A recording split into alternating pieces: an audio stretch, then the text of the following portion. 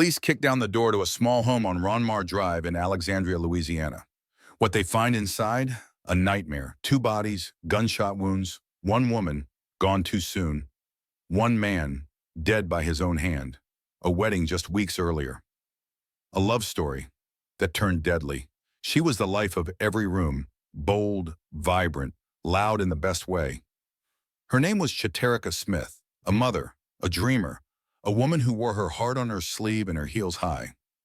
And Tracy Johnson? He was the man she said yes to, the one who promised forever, the one who posted their love online like it was picture perfect, but behind every filtered selfie was a storm building. What really happened between Chhaterica and the man she married? Why did a woman who had finally found love end up as another statistic of domestic violence? And how did no one see this coming? Not her friends, not her family, not even her kids. Because this isn't just a story about murder. It's a story about the mask, the smiling face we show the world, and the silence we carry behind closed doors. If you've ever ignored a red flag or felt one ignored in your own life, this story might feel personal.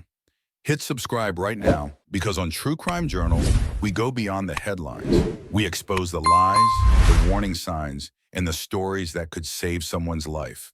This is the story of Chhaterica Smith and the man who claimed to love her right before he pulled the trigger. Before she became a name in the headlines, Chhaterica Danielle Smith was simply a bright light in her community. Born and raised in Alexandria, Louisiana, she was the kind of person people didn't forget. Not because she was loud, but because she shined. She danced like nobody was watching. She dressed like every day was a runway, and when she smiled, you could feel it from across the room. Those who knew her described her as magnetic. The life of the party, yes, but also the soul of her circle. She had that rare energy that made people want to be around her. It wasn't just about being outgoing. It was about how she made others feel. She lifted people, even when she was tired. She gave, even when she didn't have much. And she loved big. Chhaterica graduated from Peabody Magnet High School, where she was known not only for her bold fashion sense, but also for her kindness. Teachers remembered her for her hustle. Friends remembered her for her loyalty. She wasn't perfect, none of us are, but she showed up for people in a way that stuck. In time, she became a mother of 2, a little girl and a little boy who became the center of her world. Her kids weren't just part of her life. They were her life. Every decision she made was rooted in them. She worked hard, often juggling multiple things at once just to make sure they had what they needed. And yet she never lost herself. She still danced. She still posted fun videos online. She still made time for friends. There was something remarkable about the way she balanced it all. The grind of motherhood, the stress of bills, the desire to still be her. In a world that asks women to pick one role, she refused. She chose them all, and she wore them beautifully. Her home was a reflection of who she was, warm, colorful, and full of life. Laughter echoed through the rooms. Photos of her children filled the walls. The scent of food and hair products and candles and dreams clung to the air. It wasn't a mansion, but it was full of soul. It was hers. To her friends and family, Chhaterica wasn't just a woman. They called her a force. She loved loud, she lived big, and she left a lasting impression wherever she went. She deserved safety, she deserved love, and she deserved a future. But as we know all too well, life doesn't always give us what we deserve. And in Chhaterica's case, love turned into something else entirely. Before there was Tracy, there was Chris. He was Chhaterica's first real love, the man who would become the father of her 2 children. They met young, full of dreams and plans they hadn't quite figured out yet. At first it felt like something solid, something that they could build on. They were excited, in love, and when Chhaterica found out she was pregnant, they were overjoyed. Becoming a mom changed her. She rose to it like she was made for it. But love doesn't always follow the same path. Over time, things got hard. The everyday pressures, money, parenting, late nights, missed expectations, they started stacking up. What once felt like passion started to feel like pressure. The arguments got heavier, the laughter less frequent, And even though they tried, they slowly grew apart. The relationship ended. Not with a big blow-up, just with that quiet ache that comes from realizing the version of each other they fell for didn't match who they were becoming. Still, they did their best to co-parent. For a while, Chris remained involved in the kids' lives. And Chhaterica, she focused on healing, on her kids, on finding her joy again. And then came Tracy Johnson. He was older, 42, calm, polished. He didn't rush in loud or flashy. He took his time. A kind smile here, a thoughtful gesture there. Flowers just because. Texts that said, "Did you eat today?" He didn't just notice Chhaterica. He saw her. The tired single mom, the hustler, the woman who had been through it. And he made her feel like she could let her guard down. It felt like a second chance, and she leaned into it. Tracy made her feel chosen. He blended into her life slowly. He took her out on real dates, dinners, shows, quiet walks. He made an effort with her kids too. Family movie nights, weekend cookouts, helping with homework.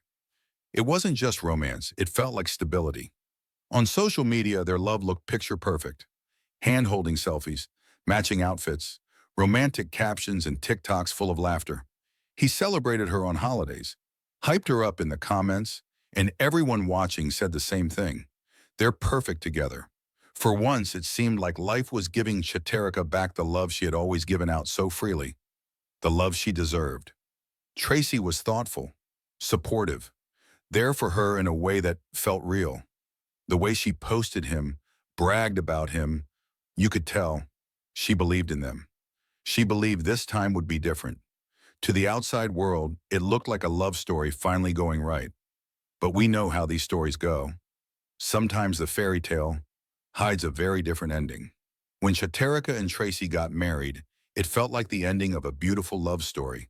The happily ever after everyone watching online wanted for them. The wedding was everything she dreamed of. Elegant, joyful, full of family and friends. She called it the best day of my life in a Facebook post, smiling in every photo like the world had finally aligned in her favor. She didn't take marriage lightly. Once the rings were on, she tried to grow into her new role. She toned things down a little, not because anyone asked her to, but because she wanted to do it right. She dressed more modestly, stayed home more often, cut down on the nightlife. She still posted, still danced, still shared moments online, but now everything had a filter. A bit more careful, a bit more calculated. But even with the changes, she was still Chhaterica, still bold, still beautiful. Still the kind of woman who could light up a room without even trying. Her friends noticed she hadn't lost her spark, but they also noticed something else. Tracy had started to dim. He wasn't as affectionate. He pulled away in public, and in private, he allegedly began to show signs of possessiveness. Small things at first, mood swings, quiet sulking, then bursts of anger over tiny misunderstandings. A missed text, a comment under one of her photos, a girl's night out. What once looked like love started to feel like control. The arguments started piling up. He'd raise his voice, storm out, then come back with apologies that sounded more like guilt trips than remorse. "You don't respect me," he'd say. "You're not the woman I married." It wasn't that Chhaterica didn't care. She did. But she also wasn't going to stop being who she was just to make someone else feel more powerful. That was never her. Unfortunately, Tracy couldn't handle that kind of independence. The more she stood tall, the more he unraveled. And his biggest fear wasn't losing her love. It was losing control. It was early, March 30th, 2025, somewhere around 4:30 a.m. The world was still asleep. Inside their apartment on Ronmar Drive in Alexandria, Louisiana, something was boiling over. Maybe it was about a social media post, or a planned trip, or a comment Tracy didn't like. Nobody knows for sure what sparked it, but the tension had been building for weeks. Friends said Tracy had become unpredictable, quick to anger, easily jealous. That night, the argument wasn't their first, but it would be their last. Words were exchanged, voices rose, and then Tracy did the unthinkable. He pulled out a gun. In that small apartment filled with memories, photos on the walls, kids' toys in the corner, wedding portraits still glowing from their perfect day. He aimed it at the woman he said forever to. One shot, then another. Chhaterica fell, right there in their shared home. And as silence settled over the apartment, Tracy turned the gun on himself. A neighbor, startled awake by the shouting and then the sharp crack of gunfire, called 911. But by the time the officers arrived, it was already too late. Both bodies were found in the living room. The place still smelled like fresh paint from when they'd moved in together.